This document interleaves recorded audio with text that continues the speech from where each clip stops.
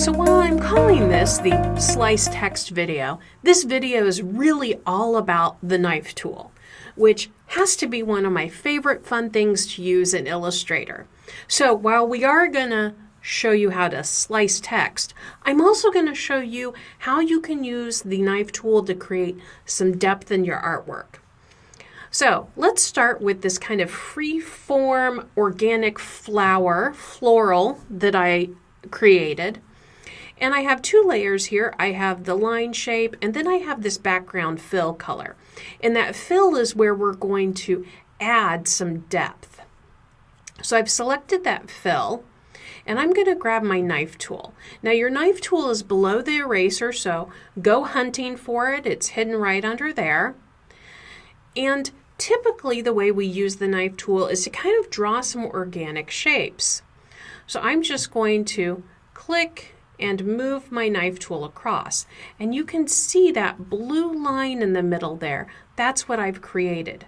Now, key to using the knife tool is you have to cut across paths. So notice I started on the outside of that shape and I went to the other opposite outside. I'm going to grab my selection tool really quickly, and you can see there's that blue line we created. So I'm just going to deselect and then reselect. And now I want to ungroup this. So this can be Object Ungroup or Shift-Command-G. Now you can see I've got that separate side selected. And all I want to do there is change the color a little bit. And so I'm just going to lighten that side up. So now this implies that we have a little light source coming from kind of the right-hand side. Subtle, but a good way to add depth or shadows, highlights or shadows to your artwork.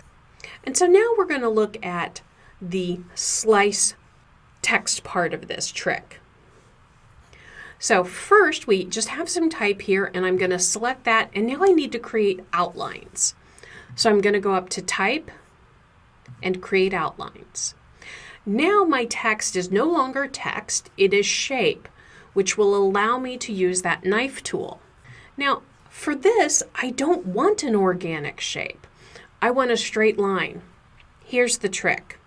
To get a straight line with your knife tool, hold the Option or Alt key down.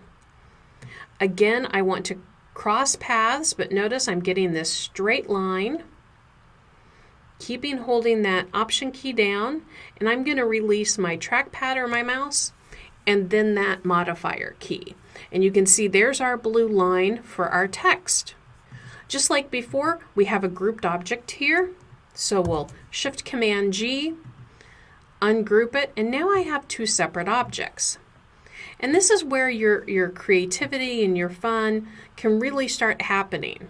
So I just marqueed over that and I started moving it. So maybe this part of the text is a completely different color. Or maybe I want to do more than just move it a little bit. Maybe I want to rotate it a little bit. So to rotate it, one of the things I want to watch for is where that anchor point is. And that's that blue point right there.